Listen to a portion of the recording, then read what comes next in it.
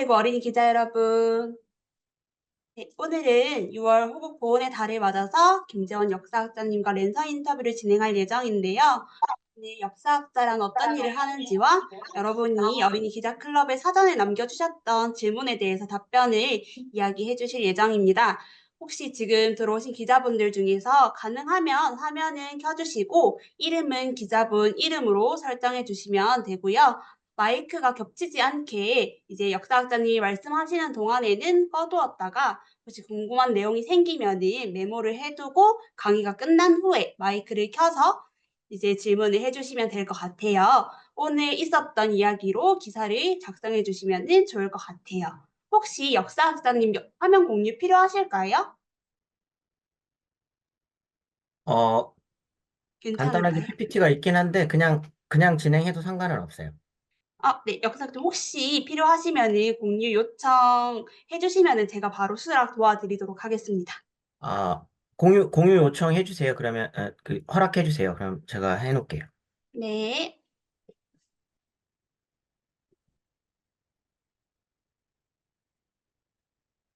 제 쪽에서 이제 공유할 수 있도록 해 놨는데 혹시 공유 요청 버튼 화면 공유 버튼이 있지 않으신가요? 공유를 비활성화했다고 돼 있어서 잠시만요.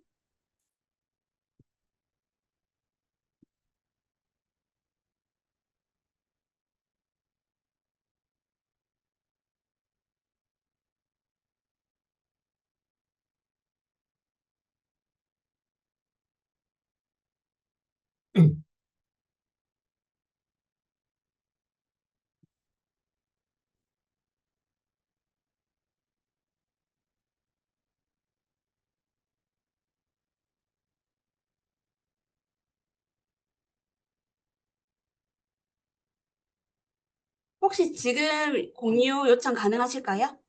네, 됩니다. 네. 그러면은 공유 요청 지금 해 주시면 도와드리겠습니다. 됐나요? 네.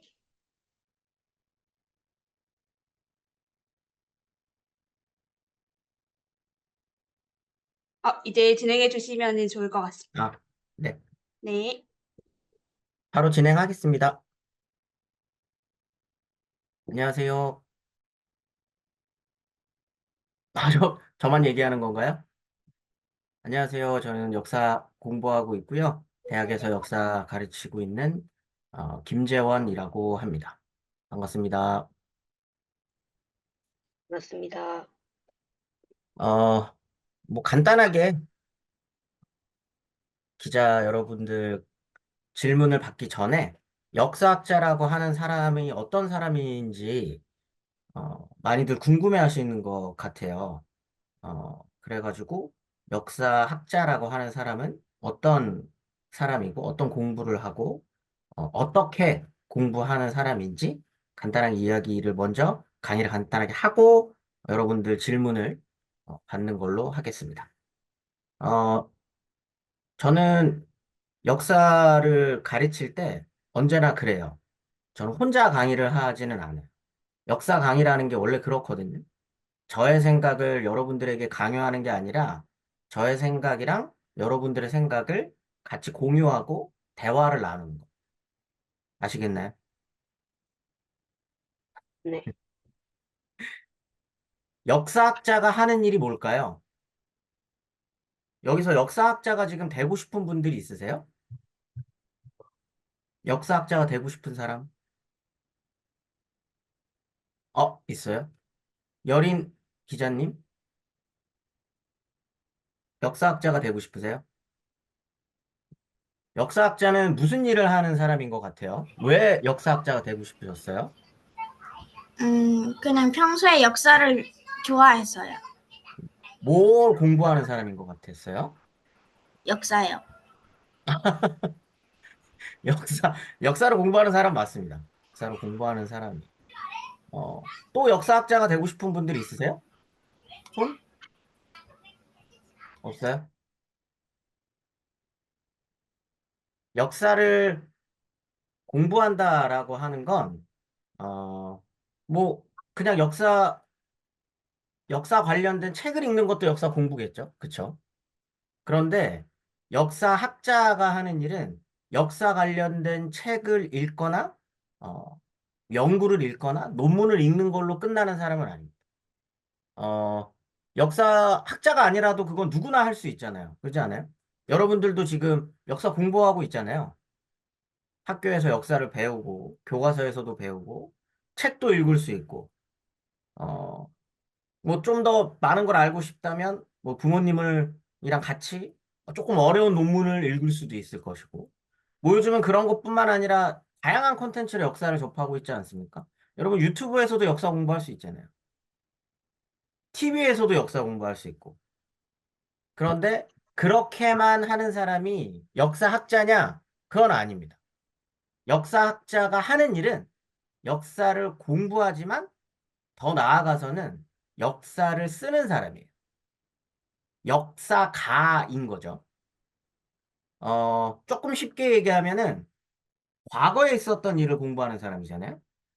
과거에 존재했었던 일을 기반으로 해서, 그걸 바탕으로 해서 역사학자 그 개개인의 철학을 덧입혀서 새롭게 과거랑 이야기하는 사람이 역사학자.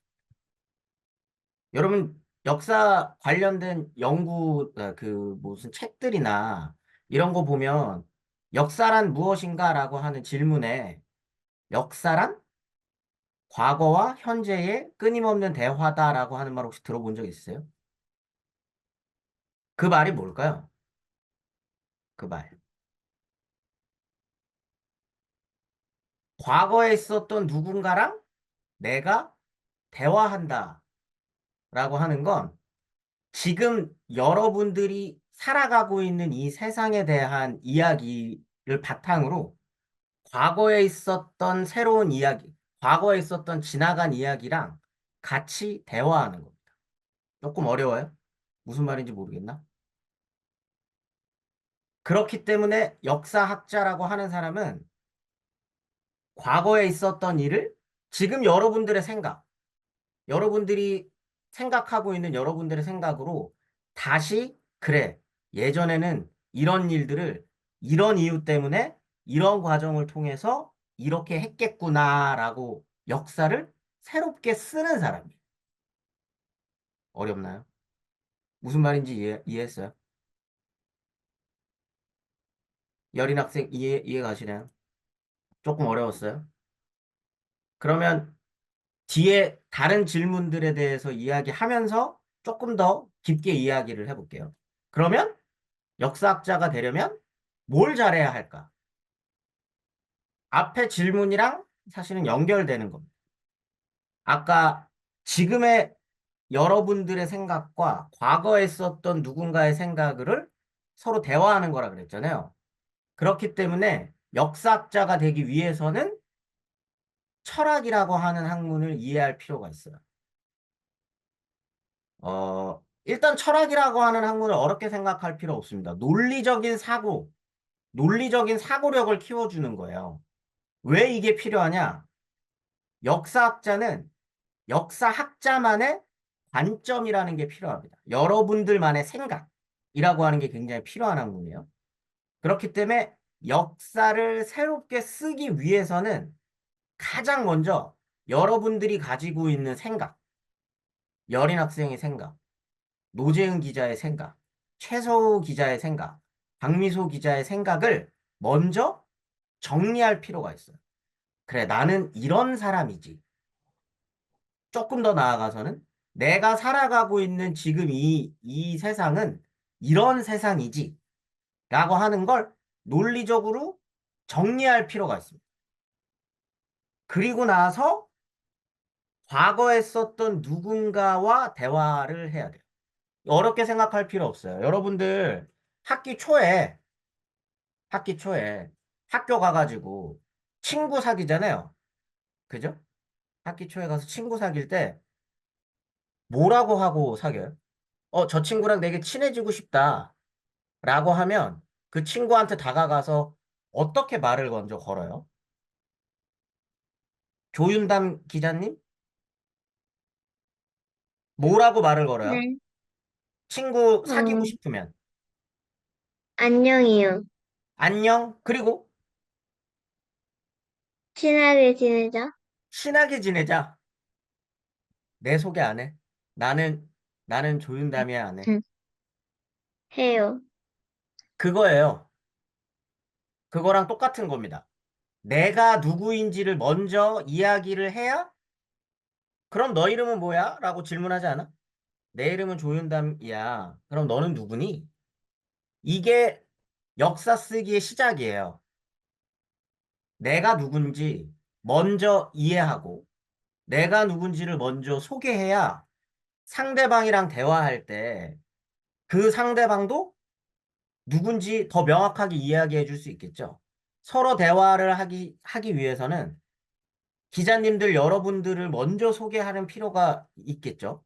그렇기 때문에 내가 누구인지를 먼저 깔끔하게 정리하는 과정이 필요합니다.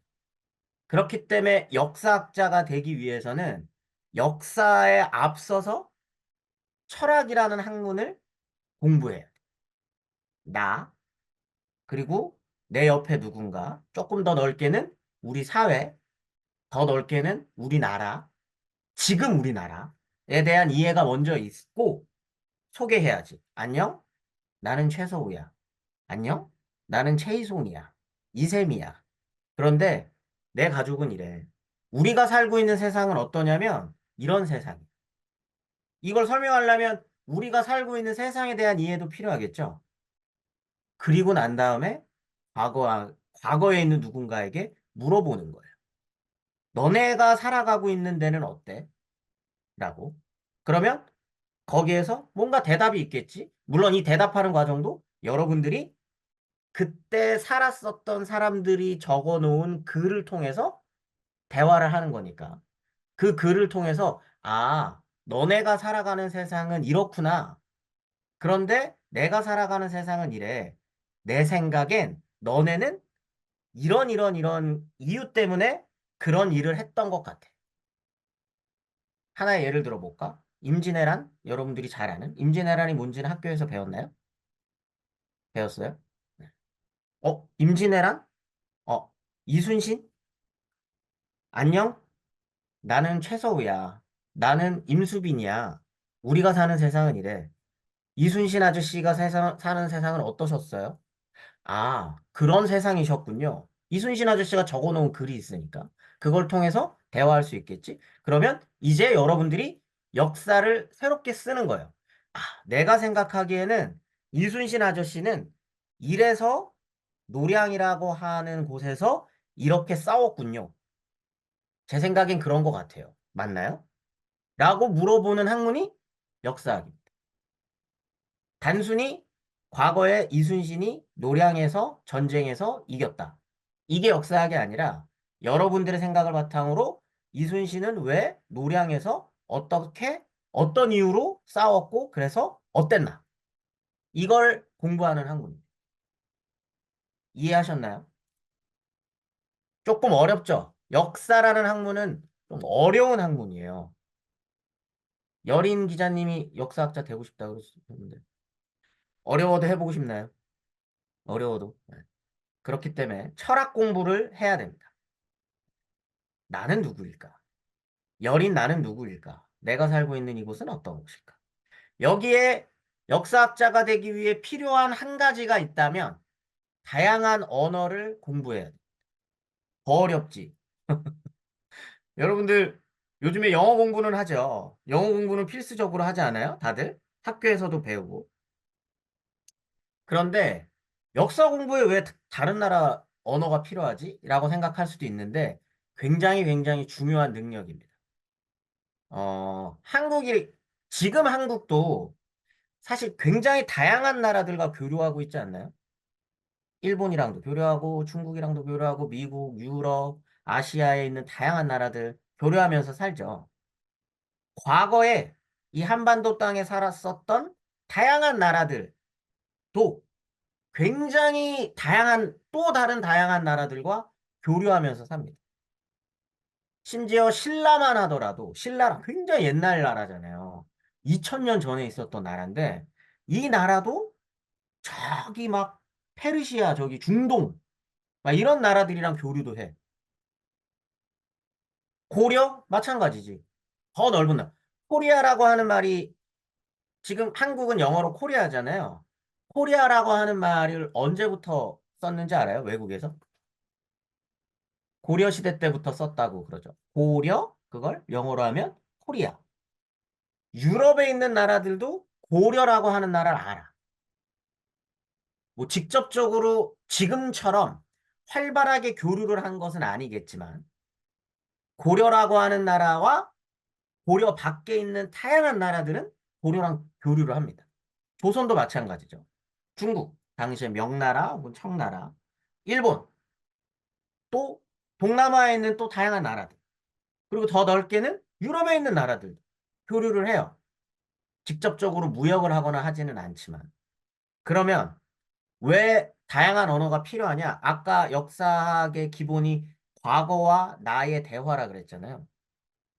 그럼 당대에 있었던 이때 뭐 고려, 조선에 있었던 나라들을 바라보는 또 다른 시선이 있을 수 있어요. 그게 중국에서 바라보는 조선, 일본에서 바라보는 조선, 혹은 유럽에서 바라봤던 조선, 동남아가 바라봤던 조선.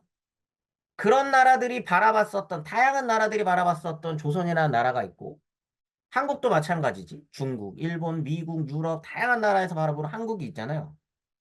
그런 나라들은 조선을, 고려를, 신라를, 백제를, 고구려를 어떻게 바라봤는지 확인할 필요가 있어요. 그러면 그 나라의 언어를 할 필요가 있겠지. 가장 이 한반도 땅에 있었던 다양한 나라들 중에 가장 많은 교류를 했었던 나라는 어딜까?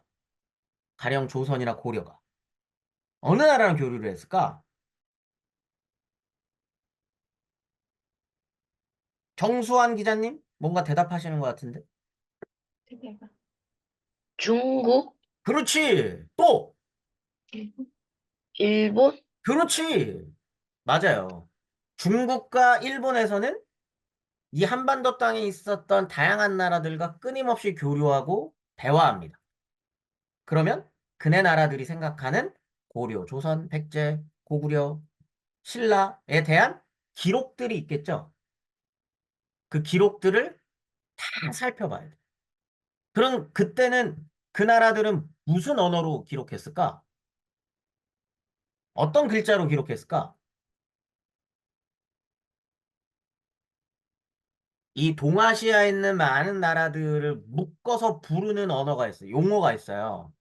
한자 문화권이라는 말. 한자로 기록했어요. 한자. 한문이겠지, 한문.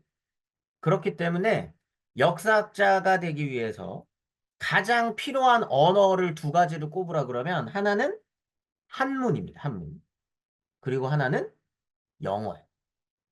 이 두 가지의 언어, 그리고 좀 더 다양하게 공부한다면 뭐 일본어, 이런 다양한 언어들을 키워나가는 게 역사학자가 되기 위한 필수적인 능력이라고 할 수 있을 거예요. 역사학자가 되면 어떤 점이 좋을까? 여린 기자님 아까 역사학자 되고 싶다고 그랬잖아요. 뭐가 좋을까요? 어떤 점이 좋을까? 되게 살짝 시간 여행을 하는 기분일 것 같은데요. 시간 여행을 하는 기분. 또 다른 학생, 다른 기자님들. 이세미 기자님? 과거를 아는 게 더 신기할 것 같아요. 과거를 아는 게 더 신기하다. 오. 또 이만슬 기자님? 뭐가 좋을까요?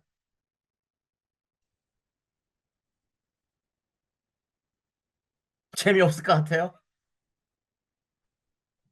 재미없을 것 같아? 뭐가 재밌을까?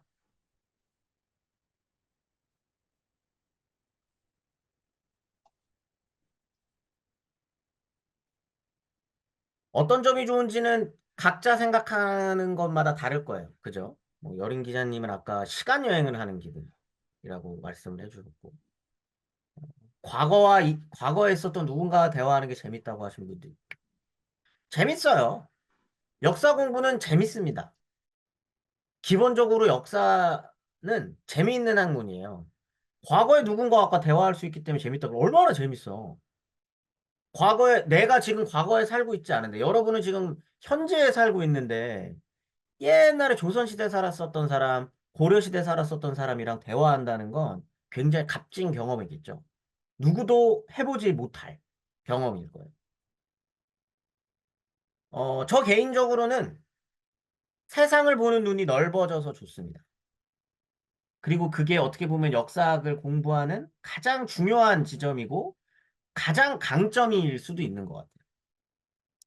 보통 세계 여행 외국 여행, 외국에 여행 가는 이유를 그렇게 얘기하잖아요. 견문을 넓힌다. 뭐 이런 표현 들어봤어요? 시선을 넓히고 생각을 넓히고 견문을 넓히고 세계 여행하면은 그런다라고 얘기하거든. 근데 똑같아요. 왜 세계 여행을 하면은 재밌고 세계 여행을 하면 견문이 넓어질까? 왜 그럴까? 가장 큰 이유가 뭘까? 세계 여행을 다니면서 견문이 넓어진다는 혹은 재밌다는 느낌을 받는 이유가 뭘까요? 여린 기자님.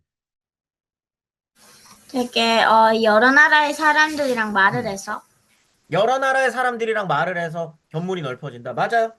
조금 더 들어가서 얘기하면 여러 나라의 사람들과 대화한다는 건 나의 생각과는 조금 다른 사람과 얘기하는 거 아닌가? 대한민국 사람들이 생각하는 혹은 대한민국 사람들이 당연하게 생각하는 것과 베트남에 사는 사람, 뭐 프랑스에 사는 사람, 저기 이탈리아에 사는 사람, 미국에 사는 사람들은 지금 한국과는 조금 다른 생각, 지금 한국인과는 조금 다른 생각 속에서 살아갈 수 있겠지. 문화가 다르잖아. 생각이 다르고 그렇기 때문에. 그러면 우리랑 전혀 다른 생각을 갖고 있는 누군가와 대화하면서 더 많은 이해를 할 수 있게 되는 거예요. 왜? 다양한 사람들과 다양한 사회를 이해하기 위해서 그 사람들은 왜 저런 행동을 할까? 저런 거에는 다 이유가 있구나. 여러분들 베트남 가봤어? 베트남 가본 사람 있어요? 베트남 가면은 한국은 자동차 타고 다니잖아요. 근데 베트남은 정말 많은 사람들이 오토바이를 타고 다녀요. 그리고 신호등이 파란불인데 오토바이가 막 그냥 지나다녀. 왜 그럴까? 전에 나라는 왜 저러지? 궁금하지 않아? 그런데 대화해보면 이해할 수 있거든. 아, 전에 나라는 저런저런 이유 때문에 한국 사람들보다 오토바이를 더 많이 타고, 이런 이유 때문에 각자 우리가 생각하는 질서라고 하는 것과 베트남 사람들이 생각하는 질서라고 하는 게 조금은 다를 수도 있겠구나. 베트남은 저런 나라구나. 미국 비슷하지. 미국은 왜 미국 사람들은 존댓말을 안 쓰지? 한국은 존댓말을 하는데 왜 저럴까? 아, 저런 언어가 있구나.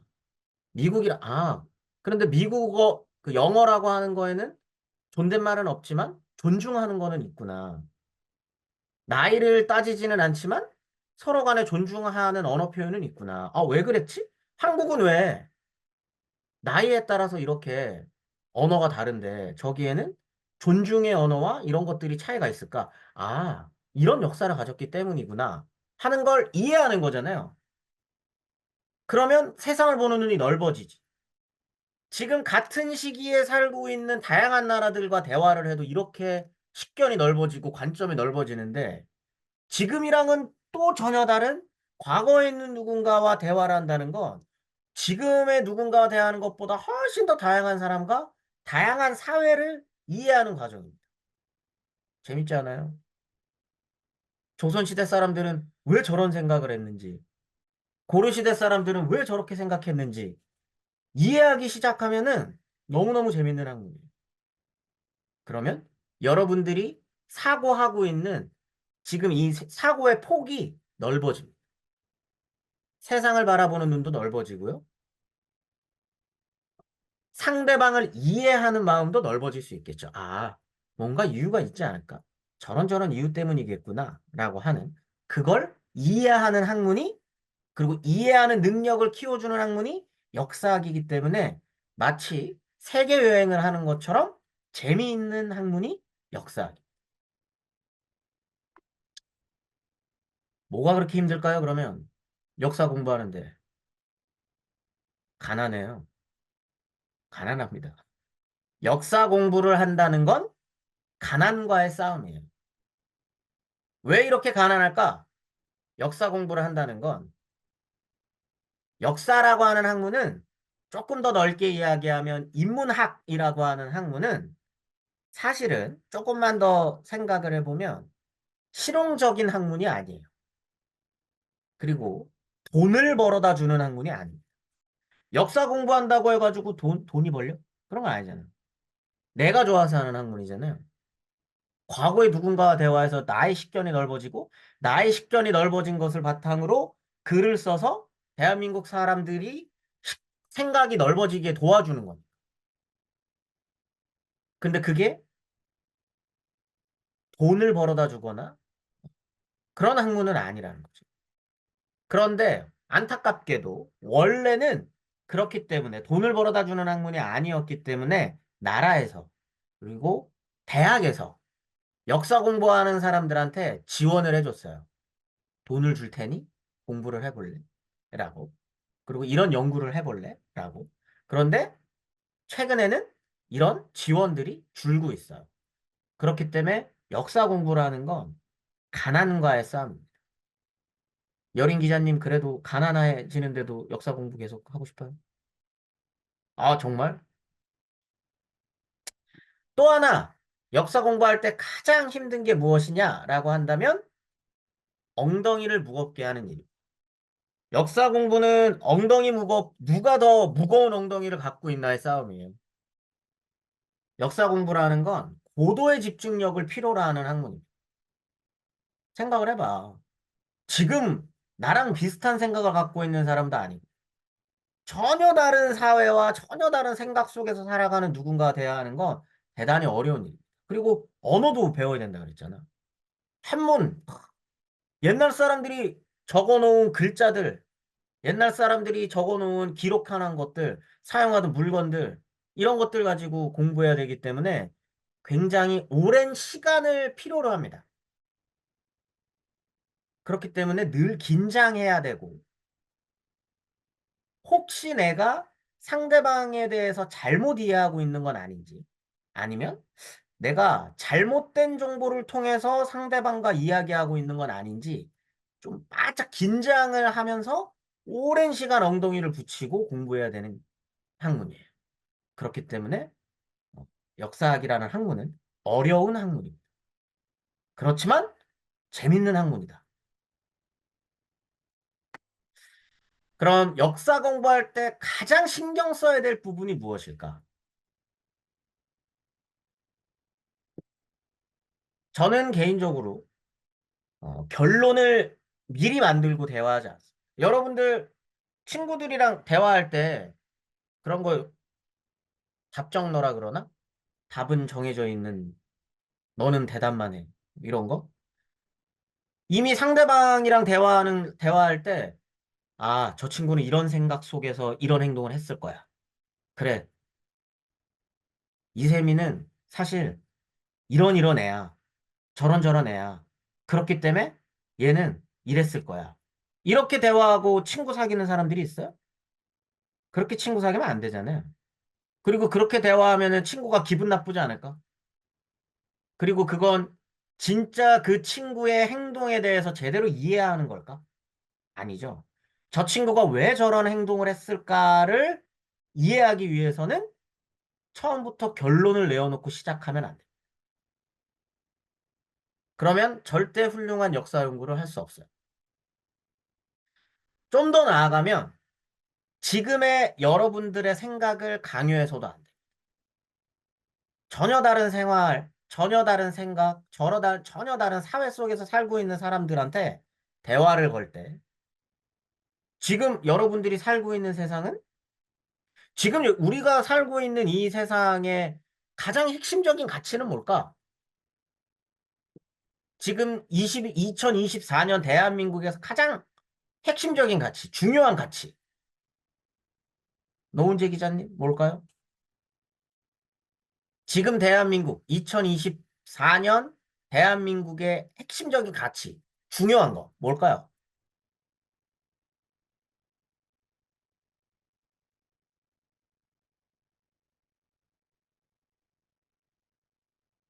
채팅을 하신 건가?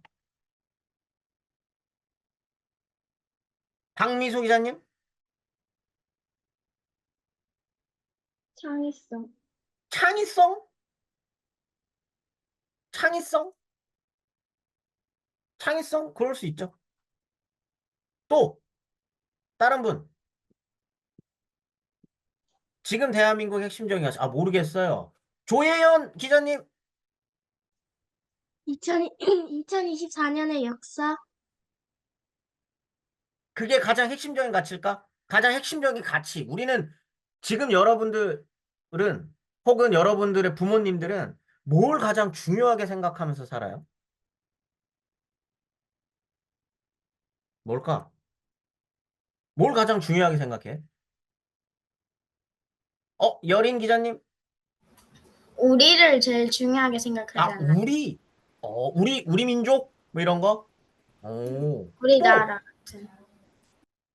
여러분들 진짜 그래요? 정말?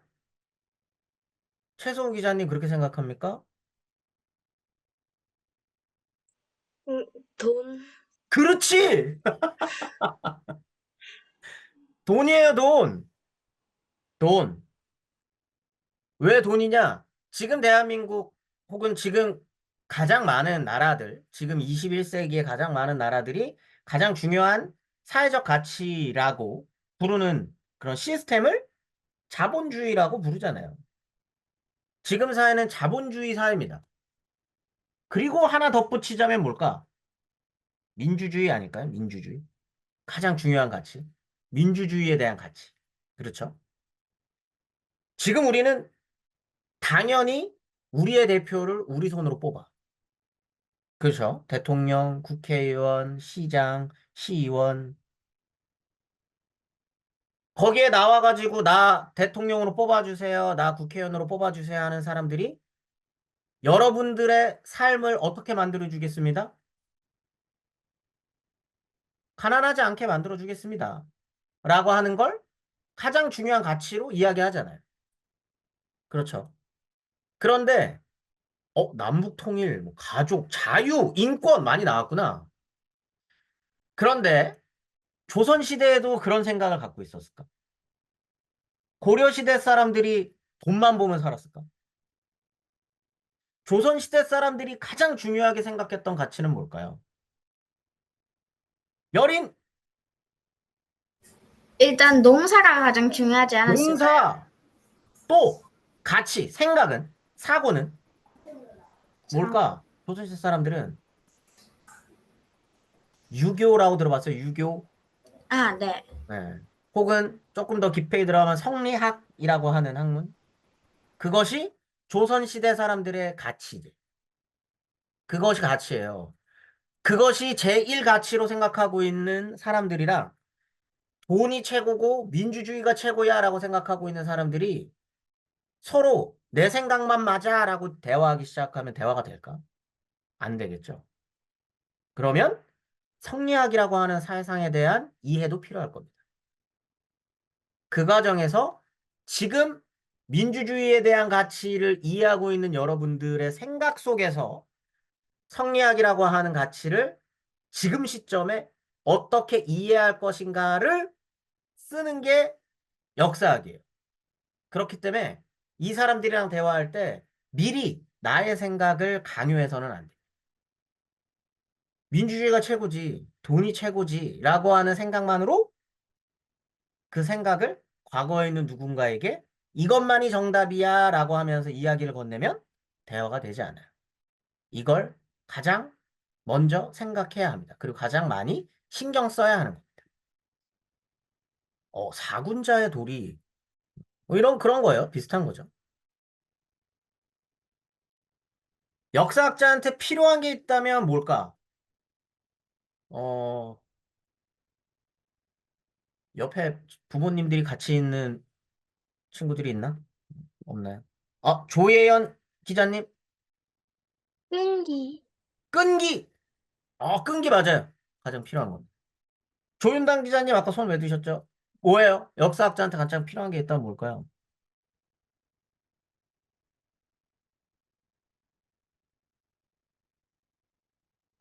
지식. 응? 지식? 지식? 옆에 부모님이 들으면 별로 좋아할 얘기는 아니겠지만, 역사학이라고 하는 것의 기본은 의심입니다. 의심. 그리고 비판하는 거예요. 여러분들이 수업 시간에 역사 강의를 들을 때도 누군가가 뭐 선생님이 역사 강의를 해줄 때도 끊임없이 의심해야 됩니다. 지금 선생님이 이야기하는 게 맞을까? 내 생각은 좀 다른데. 왜 저런 생각을 했을까? 왜 저런 판단을 했을까? 끊임없이 의문을 가지게 만들어야 돼. 그리고 질문해야 돼요. 왜? 라고 하는 질문. 어, 어떻게 보면 좀 삐딱한 거겠지? 삐딱하게 세상을 바라볼 줄 알아야 돼요. 저건 왜 저래? 이건 왜 이래? 이건 어떻게 해서 이렇게 된 거지? 이 문제는 왜 이렇게 발생했을까? 여러분들이 교과서 혹은 TV 혹은 유튜브에서 정답이라고 가르쳐 왔었던 사실에 대해서도 얼마든지 비틀고 의심하고 비판하고 다르게 생각할 수 있는 사고. 그러한 생각을 길러주는 학문이 역사학입니다. 그렇기 때문에 역사학자한테 가장 필요한 게 뭐냐라고 묻는다면 의심하는 겁니다. 그리고 비판하는 거고 왜라고 질문하는 거예요. 역사의 가장 중요한 묘미, 그리고 재밌는 묘미는 바로 이런 다른 생각, 우리가 늘 정답이라고 생각했었던 것과는 다른 생각, 보다 더 넓은 사고, 이런 것들을 가능하다라고 하는 거, 이런 생각들이 가능하다라고 하는 걸 확인하기 때문에 재밌는 거예요. 삐딱해질 필요가 있습니다.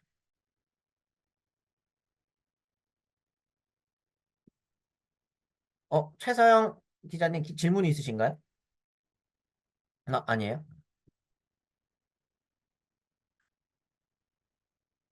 질의응답을 이렇게 주셨는데 굳이 이런 질문보다 여러분들이 하고 싶으셨던 질문들을 받는 게 더 좋을 것 같거든요. 잠시만요. 공유는 끊겠습니다.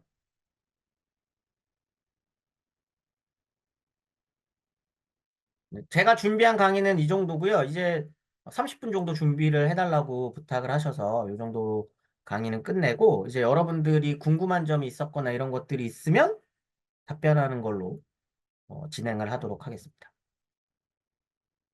그렇게 하면 될까요?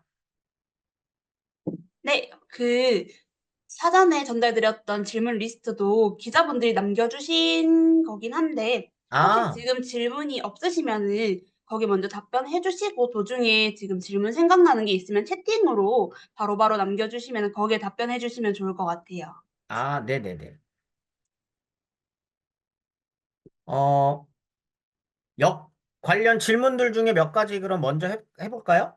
역사를 배우면 좋은 점이 뭐냐 그랬는데, 아까 말했던 거랑 똑같아요, 이거는. 삐딱한 시선을 얻을 수 있어서 좋습니다. 삐딱한 시선. 그리고 세상이 넓어 보이잖아. 그리고 다양한 사람들을 나의 생각과 나의 어떤 시각 속에서 이해해 볼 수 있다는 거? 이런 것들은 역사를 배우면 좋은 점인 것 같아요. 그리고 아까 말했던 것처럼 재밌잖아요. 과거에서 또 누군가와 대화한다는 거. 굉장히 재밌는 학문이기 때문에 역사를 배우면 좋은 점은 그런 것들인 것 같습니다. 역사를 배울 때 공부할 때 주의할 점 같은 것들도 아까 다 이야기를 한 것 같고. 왜 6월은 호국보훈의 달인가라고 질문을 주신 분이 있는데 이거는 사실 그냥 나라에서 정한 거예요. 근데 아무래도 6월에 큰 사건들이 많아서였던 것 같아요. 이 어떤 호국 보훈이라고 하는 것과 가장 중요한 사건이라고 하면 아무래도 6.25 전쟁이겠죠. 6.25 전쟁 당시에 그 나라를 위해서 싸우다가 돌아가셨던 분들이 많잖아요. 그렇기 때문에 그런 분들을 기억하기 위해서 호국보훈의 달로 정한 건 아닐까라고 생각을 합니다. 어, 호국보훈의 달에 가볼 만한 추천 장소를 말씀해 주셨는데, 여러분들 지금 다 대구 기자님들이시죠? 대구. 멀리 갈 필요 없습니다. 뭐 호국보훈의 달이라고 해서 멀리 갈 필요 없어요. 역사와 관련된 어딘가로 간다면 멀리 가지 마세요. 멀리 가는 것도 뭐 좋겠지. 뭐 멀리 떠나는 것도 좋은데 어, 각자 여러분들 동네에 있는 유적지부터 출발해도 좋습니다. 분명히 있어요. 분명히. 각 동네마다 그 동네의 역사적인 가치를 지닌 유적지는 있기 마련이에요. 그다음 뭐 보훈과 관련된 것도 마찬가지죠. 대체 왜 이 유적지가 우리 동네에 있지? 이런 것들이 있거든. 이런 거를 좀 스스로 물어보면서 답사하면 재밌을 거예요. 대구만 하더라도 한국전쟁과 관련된 유적지들이 굉장히 많아요. 한국전쟁이, 6.25 전쟁이 벌어졌을 때, 이렇게 위에서부터 쭉그 북한 인민군이 이렇게 쭉 밀고 내려와서 대구 앞까지 왔잖아요. 여러분들 알고 있죠? 대구 앞까지 와서 여기 근처에서 엄청나게 치열하게 오래 싸웠습니다. 그렇기 때문에 여러분들 동네 근처에 옆에 낙동강 있죠, 여러분들. 대구 옆에 낙동강 있지 않아요? 그 낙동강을 기준으로 해서 인민군과 국군 그리고 유엔군이 전투를 엄청 많이 했어요. 이 낙동강을 지키기 위해서, 이 낙동강 안쪽으로 못 들어오게 하기 위해서. 그래서 그곳에 많은 그 유적지들이 있을 테니까 만약에 뭐 호국보훈의 달에 가볼 만한 추천 장소로 고르라고 한다면 그런 곳을 한번 부모님들이랑 가서 한국전쟁에 대한, 6.25 전쟁에 대한 이야기를 부모님과 함께 나누어 보고 한번 얼마나 어, 치열하게 어, 우리네 할아버지들이 어, 나라를 지키기 위해 싸웠는지를 한번 느껴보는 시간을 가져도 좋을 것 같습니다. 그리고 그게 중요한 이유는 여러분들이 지금 살고 있는 우리 동네와 지금의 여러분들이, 이 우리 동네의 역사와 지금의 여러분들이 만난다는 거예요. 역사와 내가 만나는 일을 끊임없이 해주는 게 중요합니다. 과거가 그냥 과거에서 묻히는 게 아니라 계속해서 여러분들은 대화를 걸어야 되거든. 그럴 때 우리 동네에도 이런 일이 있었구나라고 하는 걸 확인하면 아, 나도 지금의 나도 역사의 한순간에 서 있구나라고 하는 생각을 할 수 있습니다. 그러면 우리 동네에 대한 애착도 더 생길 거고 역사에 대한 관심도 더 높아질 수 있겠죠. 네. 질문 주셨던 거는 요 정도 하면 될 것 같아요. 채팅으로 뭔가 많이 남겨주셨나요?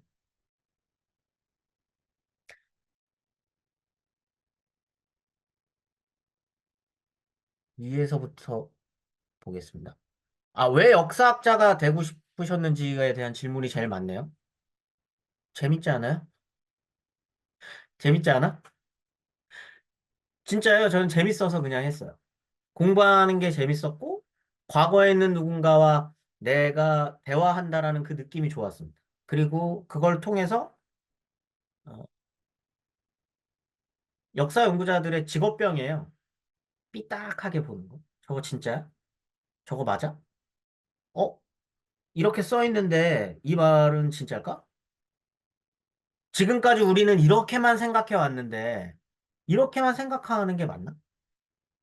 여러분들은 아마 기억할지 못할 텐데 예전에 아주 예전에 아마 여러분들 부모님들 세대에 광고 CF가 하나 있었어. 모두가 yes라고 할 때 no라고 할 수 있는 용기. 모두가 no라고 할 때 yes라고 할 수 있는 용기. 용기거든. 근데 역사학자 하는 일이 그런 거예요. 누군가가 다 이게 정답이야 라고 얘기할 때 아닌 것 같은데? 나는 삐딱한 시선? 저는 그런 게 재밌었어요. 역사를 쉽게 공부하는 방법이 있나요? 없습니다. 조윤단 기자님, 그런 건 없습니다. 역사를 쉽게 공부하고 싶어요? 쉽게 공부한다는 게 뭘까? 쉽게 공부한다는 건 재밌으면 돼요. 재밌으면 쉬워. 내가 그 학문에 흥미를 느끼면 쉬워지는 거예요. 어떤 친구는 수학이 쉽지. 어떤 친구는 과학이 쉽고, 어떤 친구는 문학이 쉬울 수 있어. 근데 그건 왜 그럴까? 그 능력이 뛰어나서가 아니에요. 그게 재밌어서요. 그 학문이 재밌으면 쉬워집니다. 왜? 공부하는 게 재밌으니까. 그렇게 공부하면 됩니다. 역사를 쉽게 공부할 수 있는 지름길 같은 건 없습니다.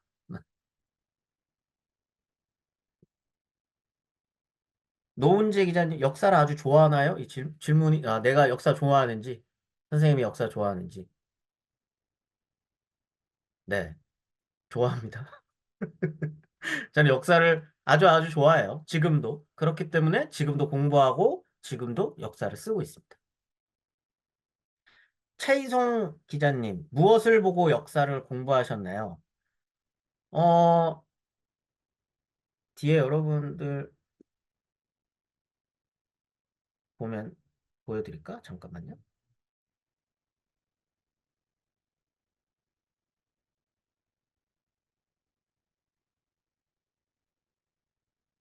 뒤에 배경 흐리게 한 거 껐는데 뒤에 보이세요? 책이에요. 역사 책들이에요, 다. 이런 책들을 보고 공부합니다. 그리고 논문이죠. 논문을 보고 공부합니다. 그리고 아까 대화를 할 때 과거에 썼던 누군가와 대화를 하기 위해선 그 사람들이 남겨놓은 글을 봐야겠지, 이야기들. 그들이 남겨놓은 이야기를 봐야겠죠. 그런 거를 뭐라고 부르냐면 사료라고 부릅니다. 개사료 말고 역사 사자 쓰고 재료할 때 료자 써서 역사를 요리하는 데 쓰는 재료예요. 그걸 사료라고 부르거든. 과거에 썼던 사람들이 적어놓은 글들을 직접 봐야겠지. 그런 것들을 보고 저런 책들, 논문들을 같이 읽어가면서 나를 이해하고 그 과거 사람과 대화하면서 글을 쓰며 공부를 합니다. 조혜영 기자님, 국가유공자의 자손에게 혜택이 있다고 들었는데 왜 자손에게 혜택을 주는 걸까요? 여기 국가본부 직원분이 계신데 국가본부 직원분이 대답을 해주셔야 돼요. 아마도 제가 개인적으로 생각할 때는 나라를 지키면서 독립운동을 하는 것, 혹은 나라를 지키기 위해 내 목숨을 바쳐서 무엇인가를 했던 일들, 쉬운 일일까? 여러분들, 여러분들의 목숨을 바치면서까지 지키고 싶은 무엇인가가 있어요? 있어? 뭐가 있어? 가족? 여러분들의 뭐 동생이 아프다, 혹은 부모님이 아프다. 나의 뭐 간 하나를 떼줘야 된다. 떼주실 거예요? 떼주실 수 있나요? 내 목숨을 바쳐서 부모님, 조혜연 기자님, 그렇게 세차게 고개를 저으시면 옆에 부모님이 서운해하지 않으실까? 조윤당 기자님 옆에 부모님이 계신 것 같은데 부모님을 위해서 내 목숨 아깝지 않게 바칠 수 있어요? 조윤당 기자님? 안 돼요? 부모님이 실망할 것 같은데. 여러분들의 부모님 혹은 우리의 가족을 위해서도 목숨 바쳐서 무엇인가를 지킨다는 건 쉽지 않은 결정이에요. 그죠? 지금 당장 딱 떠올렸을 때 부모님이나 우리 가족을 위해서도 내 가난 쪽 떼어주는 것도 이렇게 힘든데 그 누군가는 목숨을 바쳐가면서 나라를 위해서 목숨을 바쳤잖아요. 그건 어쩌면 대단히 뜻깊은 일일 수 있습니다. 그리고 어, 누군가는 해야 되는 일이었을 수도 있어요. 그런데 그렇게 해서 지켜낸 우리나라가 그렇게 해서 지켜낸 이 나라가 그들에 대한 예우를 제대로 해주지 않는다면 누가 또 지킬까? 지키기 쉽지 않겠죠. 이건 뭐 그럼 반대로 생각해 볼 수도 있겠지. 뭐야? 그러면은 진짜 나라를 위해서 한 게 아니라 특혜를 보고 한 거 아니야? 여러분 방금 이야기했잖아요. 부모님을 위해서도 하기 힘든 게 희생입니다. 자기 희생. 그런데 그 특혜를 위해서 했을까? 그 사람들은? 그런 거 아닐 겁니다. 진정으로 무엇인가 내가 지켜야 할 가치를 위해서 했겠죠. 그런 것들이 앞으로 또 있을지 모를 그런 우리가 예상하지 못하는 일들이 일어났을 때 누군가가 나라를 위해 목숨을 바쳐야 한다면 그래줄 수 있는 조건을 만들어줄 필요도 있는 거겠죠. 그렇기 때문에 그 조건 중에 하나가 나의 가족에게 특혜가 돌아간다라고 하는 일종의 당근이겠지. 이런 것들 때문에 아마 국가보훈부에서는 국가공자의 자손들에게까지 혜택을 주는 걸로 알고 있습니다.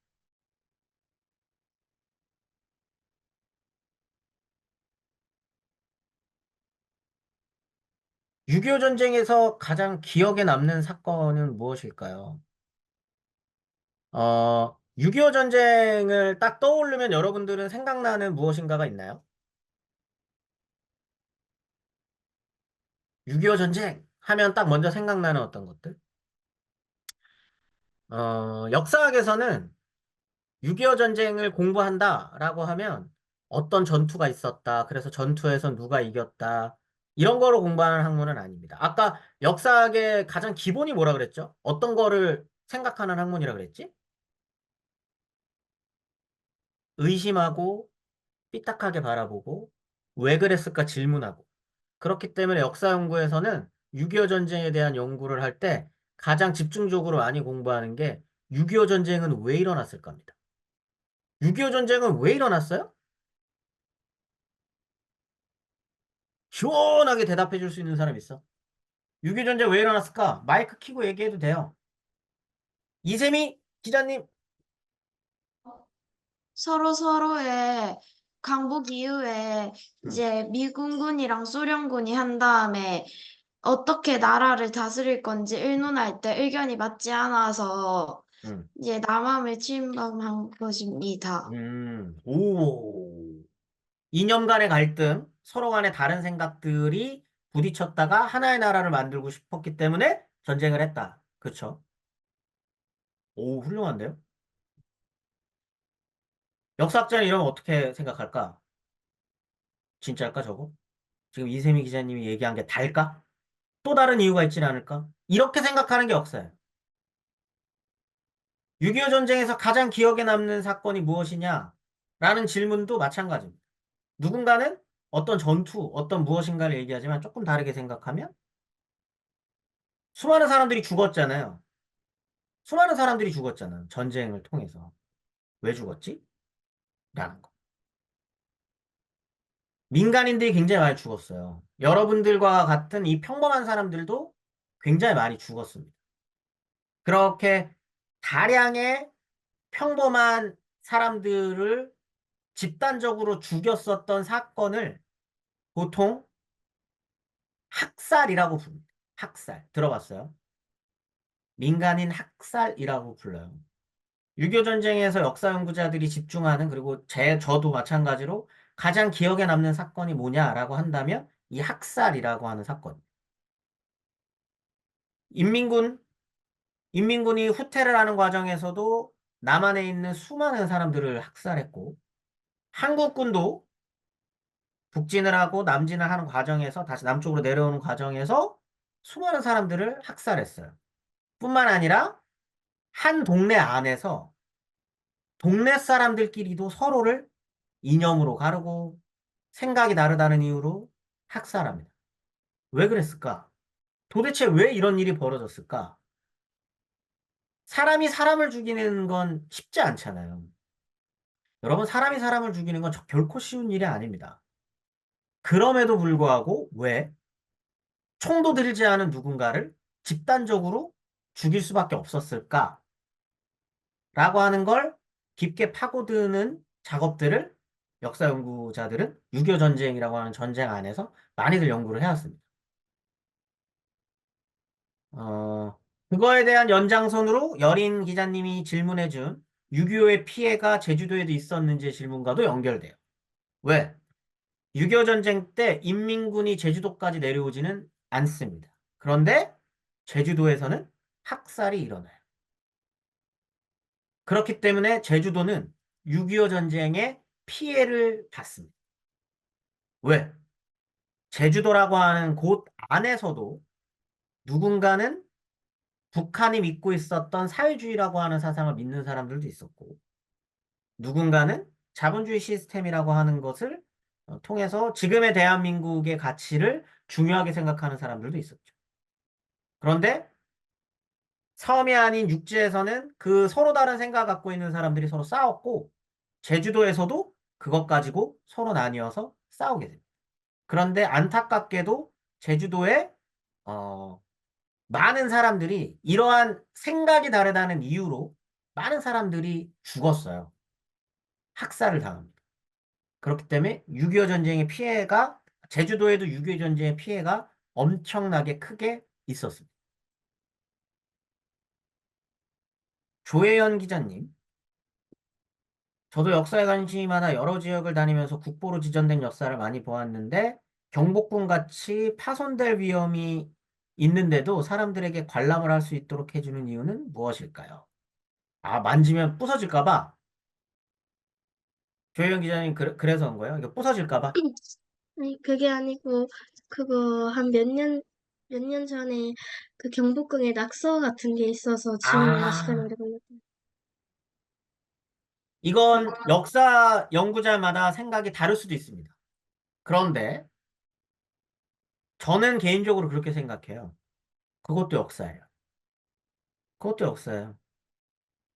누군가가 경복궁에 낙서를 했다. 지우는 것도 역사고요. 누군가가 낙서를 했다. 그거는 어, 지금 우리 사회의 현 주소입니다. 지금 우리가 살아가고 있는 2024년 대한민국의 수준이에요. 시민사회 수준이거든. 그걸 보여주는 거야. 그대로. 근데 그것도 기록할 필요가 있죠. 그리고 우리는 기억할 필요가 있습니다. 그리고 경복궁에 낙서가 되었었던 이 사건은 인터넷에 영원히 박제가 되겠지. 그러면 100년 뒤에 200년 뒤에 누군가가 2024년의 대한민국은 어떤 모습이었을까라고 공부하는 사람도 있을 거예요. 그럴 때 굉장히 중요한 자료로 쓰일 겁니다. 아까 그걸 뭐라고 한다 그랬지? 사료라고 한다 그랬죠? 굉장히 중요한 사료로 쓰일 겁니다. 아, 2024년의 대한민국이라고 하는 나라에 살고 있는 누구는 어떤 이들은 대단히 낮은 시민의식을 갖고 있었고 문화재라고 하는 것을 바라보는 눈이 떨어졌다.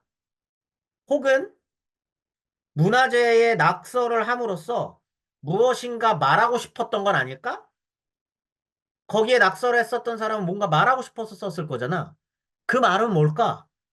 라고 하는 게 2000, 한 86년에 누군가가 연구 주제로 삼은 걸 수도 있어요. 2080 몇 년에 역사를 공부하는 김재원이라는 사람이 2024년에 대한민국의 어떤 모습이라고 하는 논문을 쓴다. 그러면 그때 낙서했었던 게 굉장히 귀중한 자료이지 않을까? 저 사람이 하고 싶었던 말은 무엇일까를 마치 형사처럼 쫓아가는 거야.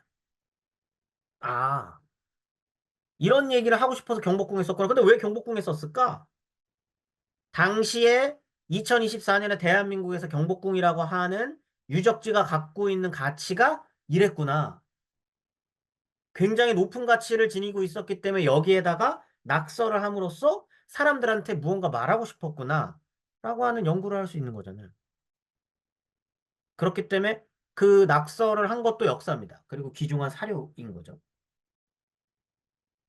근데 왜 그렇게 관람을 해줄 수 있도록 하느냐?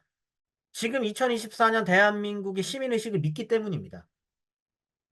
그런 바보 같은 짓을 할 사람들이 많이 없겠지라고 하고 믿고 있는 거죠. 그렇기 때문에 파손될 위험성이 있다고 하더라도 믿고, 그래, 마음대로 해보세요. 라고 맡겨주는 거죠. 그리고 그런 특이한 사례가 아니면 사실 그런 일들 많이 없잖아요. 한국에 요즘에는. 그죠? 또 뭔가 있을까? 거의 다 했던 질문들이라서. 혹시 참여했었던 역사 작업이 있으실까요? 박미소 기자님? 어떤 질문일까요? 참여했던 역사 작업? 제가 썼던 글들을 말씀하시는 거예요? 네. 아, 저는 한국 현대사 전공자입니다. 한국 현대사를 공부하는 사람이에요. 한국 현대사는 언제부터 언제까지일까? 1945년 8월 15일부터 지금까지. 예, 모든 역사를 한국 현대사라고 부릅니다. 편의적으로. 저는 원래 한국 현대사 중에서도 도시의 역사를 공부하는 사람입니다. 도시의 역사 중에서도 주택 정책을 연구하는 사람이에요. 굉장히 디테일하죠? 원래 역사 연구라는 건 이렇게 디테일하게 들어가는 작업입니다. 제가 참여했었던 역사 작업이라고 한다면 그런 작업이죠. 강남은 왜 만들어졌지? 강남의 땅값은 왜 이렇게 비쌀까? 언제부터 비쌌을까? 누가 이렇게 비싸게 만들었을까? 라고 하는 걸 연구했습니다. 그리고 지금도 비슷한 작업들을 하고 있어요. 한국 사회에서 아파트는 뭘까? 아파트라고 하는 게 왜 우리나라에 이렇게 많지? 왜 한국 사람들은 본인이 집 한 채를 꼭 갖고 싶어 하지? 이러한 작업들을 주로 해왔습니다. 그리고 그런 작업들을 바탕으로 아까 보여드렸던 뒤에 있는 이런 책들도 쓰고 있고 논문도 쓰고 있어요.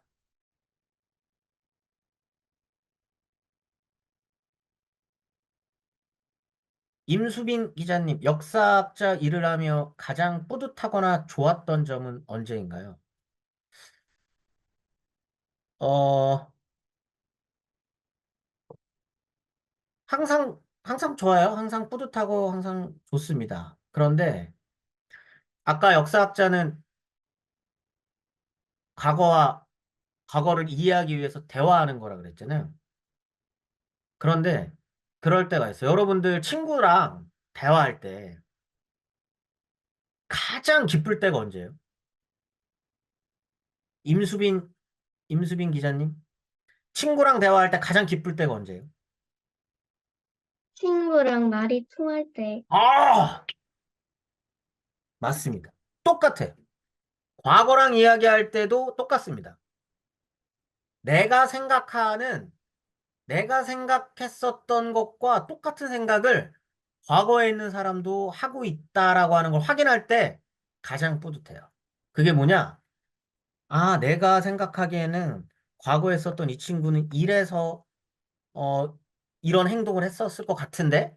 라고 하는 생각 갖고 있었는데, 대화를 해봤더니 그게 맞다는 거예요. 과거에 누군가가 그렇게 기록을 해놓은 거지.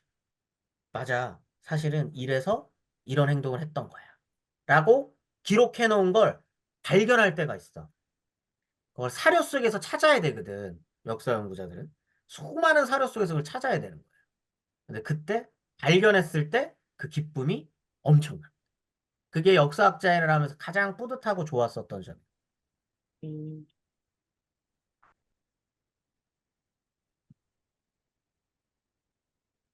8시가 넘었는데 더 네, 괜찮나요? 혹시 질문 중에 네? 중복되는 것만 제외하고 몇 가지만 더 받은 다음에 이제 네? 마무리해 주시면 좋을 것 같아요. 네? 다른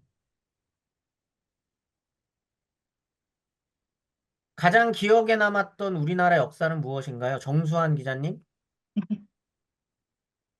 정수환 기자님이 생각하는 가장 기억에 남았던 역사가 있어요? 음, 올림픽? 월드컵? 올림픽! 오, 어떤 올림픽? 평창 올림픽. 아, 아주 아주 훌륭한 대답이었습니다. 역사 연구는 그렇게 시작하는 거예요. 내가 생각할 때 가장 기억에 남았었던 무엇인가가 뭘까 이렇게 떠올리면서 시작하는 거거든요. 여러분, 지금 정수환 지사님이 생각할 때 가장 기억에 남는 게 평창올림픽이라 그랬잖아요. 그럼 거기서 하나 더 나아갈 수도 있지 않을까? 우리나라는 올림픽이 한 번 더 있었거든. 88년도에. 1988년도에 올림픽이 한 번 더 있어. 그게 우리나라 최초의 올림픽입니다. 저한테도 이건 되게 중요한 역사이라고 생각을 해요. 지금의 여러분들, 지금의 대한민국이 어떻게 해서 완성되었을까? 라고 하는 질문에, 가장 많은이라기보다는, 모 연구자는 그렇게 대답을 했어요. 88년 올림픽에서 시작해서 2002년 월드컵으로 지금의 대한민국이 완성됐다라고 보기도 합니다. 88년 올림픽을 준비하는 과정에서 정말 많은 것들이 변화했거든요. 그리고 2002년 월드컵을 준비하는 과정에서 88년도에 준비했지만 완성되지 않았었던 많은 것들이 이때 결국은 좀 무엇인가 완성을 봐요. 지금 우리 사회를 생각해보면 여러분들 옛날 유튜브 영상 중에 아주 옛날 그런 영상들 보면 80년대 영상들 보면 마치 중국같이 보여.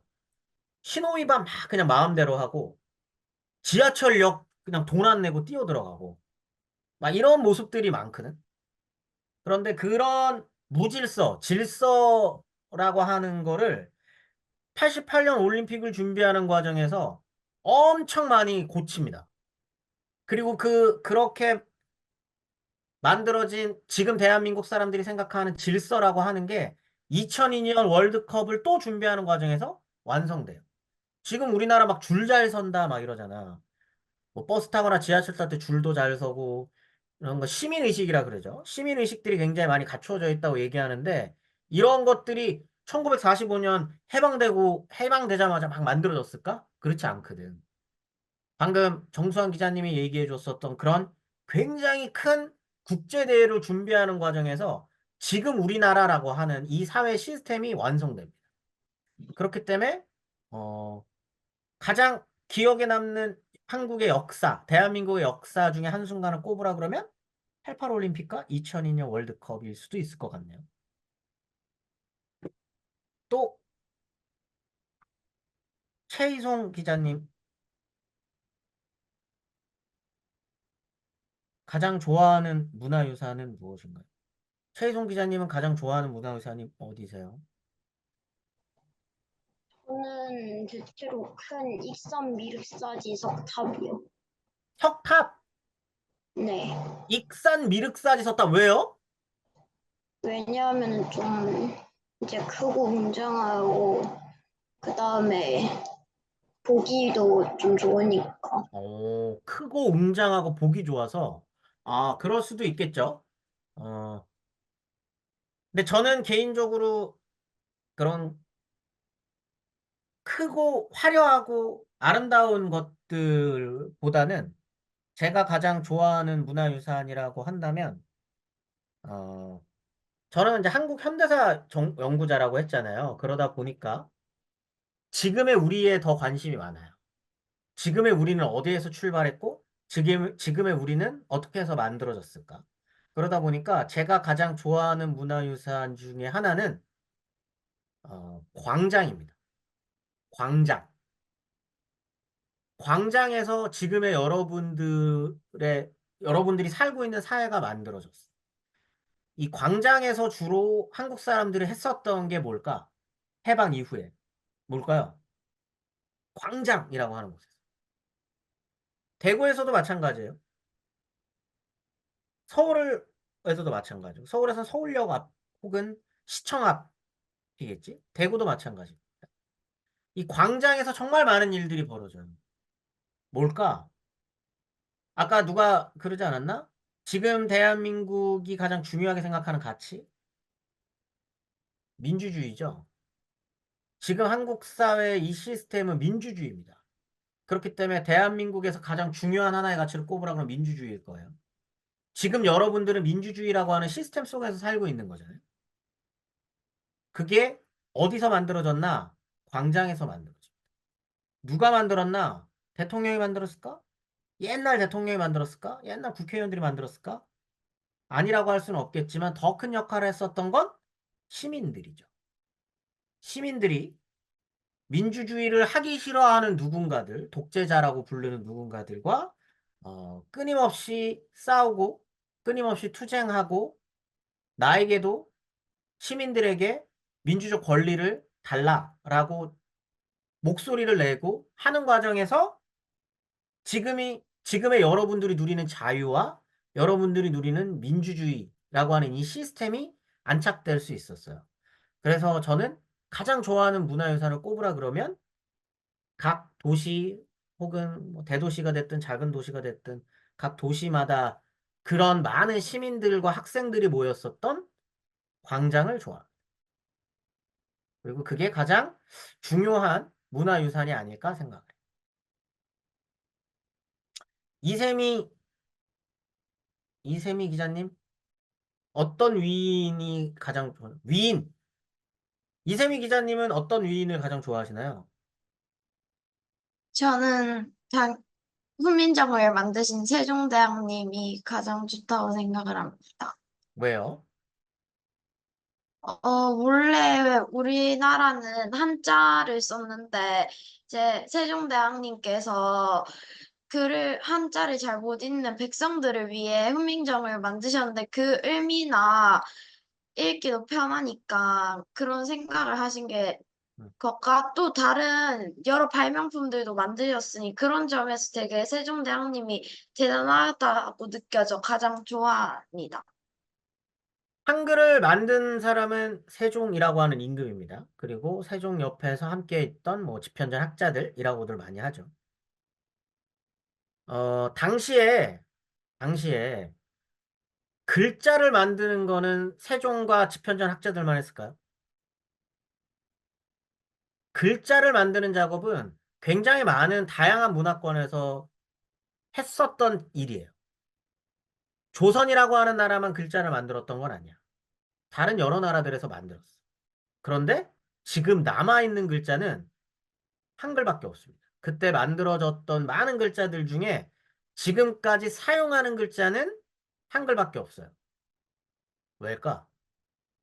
아까 이세미 기자님이 말한 것처럼 쉽게 쓸 수 있게 만들어서 그게 다일까? 아까 역사 공부는 뭐라 그랬지? 삐딱하게 바라보고 왜라고 물어보고 진짜 저럴까라고 의심하고 그런 거라 그랬죠. 세종이 만들어낸 한글이 편하고 간편했던 거 맞는데 지금의 우리가 위대하게 생각해야 되는 건 누굴까요? 그 한글을 최희성 기자님 누구라고 생각해요? 저는 어? 저는 약간 세종대왕님보다 나라를 좀 지켜주신 이순신 장군님들. 아니. 내가 물어봤던 건 지금까지 한글이 남아있을 수 있었던 가장 중요한 이유가 한글이 편해서만일까? 어떻게 살아남을 수 있었을까? 이 한글이라는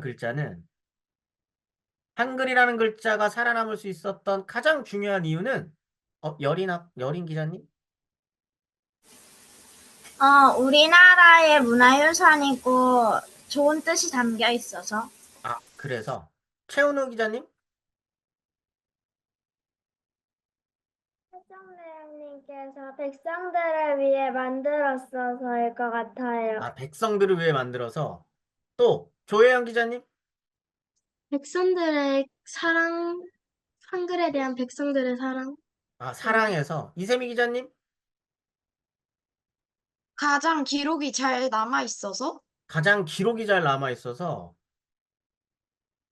조금 더 우리 생각을 달리 해볼까? 글자가 다른 나라들에도 있었는데 왜 조선에서만 유독 새로 만든 글자가 살아남을 수 있었을까? 그 이유가 뭘까? 누군가는 썼기 때문이에요. 끊임없이 한글을 사용했기 때문에 남아있는 겁니다. 물론 한글을 만든 사람도 중요하죠. 그런데 더 우리가 중요하게 생각해야 되는 건 그렇게 만들어진 글자를 소중하게 생각하고 그렇게 만들어낸 글자를 끊임없이 사용했었던 사람들이 있다는 거예요. 조선시대 때 한글이 만들어졌지만 당시에 양반 사대부들이나 많은 사람들은 한글을 사용하지 않습니다. 물론 세종이라는 조선시대 내내 성군으로 추앙받았었던 임금이 썼던 글자이기 때문에 우리가 알고 있는 것처럼 한글이 되게 격화되어 있진 않아요. 그렇지만 한글을 주로 쓰진 않아. 거의 다 한자를 썼죠. 조선시대도 한자를 쓰니까, 한문을 쓰니까. 그럼에도 한글을 끊임없이 꾸준히 쓰는 존재들이 있습니다. 그게 왕실의 여성들이나 조선시대의 민중들이었겠지. 이 사람들은 끊임없이 한글을 써요. 아무리 훌륭한 물건이 나오고 아무리 훌륭한 발명품이 나온다고 하더라도 누군가가 사용하지 않으면 그 발명품 혹은 뭐 무엇인가는 사라집니다. 그런데 그걸 계속 사용했다는 게 중요해요. 그리고 그 사용해서 끝까지 조선시대 내내 사용해서 살아남았었던 그 글자를 식민지 시기에, 일제강점기 시기에 이것이 우리나라의 글자다라고 하는 이유로 그 글자를 다시 한번 공부하고 그 글자를 공부해가지고 지금의 우리의 문법에 맞게끔 재창조해낸 사람들이 있습니다. 그 사람들이 일제강점기에 조선어학회라고 부르는 한글을 공부하는 연구자들이 생겼던 거예요. 학자들이. 그 사람들이 국어사전을 만들고 그 사람들이 한글의 문법 체계를 다시 한번 정립시키면서 지금 여러분들이 한글을 쓸 수 있게 됩니다. 한글을 만들었던 건 세종이지만 그 이후에 한글이 살아남을 수 있고 여러분들이 사용할 수 있게 된 건 그 이후에 등장했었던 수많은 사람들 덕분이에요. 세종도 중요한 위인일 수 있겠죠. 하지만 그 뒤에 한글을 끊임없이 사용했었던 조선시대의 여성들, 식민지 시기 일제강점기 조선어학회의 사람들, 그리고 연구자들, 이 사람들도 여러분들이 한글을 사용할 수 있게 만들어준 굉장히 중요한 위인들이었다라고 하는 것도 생각해 볼 필요가 있겠죠. 오늘 강의 진행해 주셔서 너무 감사드리고 오늘 저희 기자분들도 질문이랑 이렇게 답변 잘 해주시면서 들어주셔가지고 너무너무 감사합니다. 오늘 기억에 남았던 이야기 이제 잘 생각해보고 기사로 남겨주시면은 오늘 들어오지 않은 다른 기자님들한테도 도움이 될 것 같습니다. 오늘 많이 수고하셨습니다. 수고하셨습니다.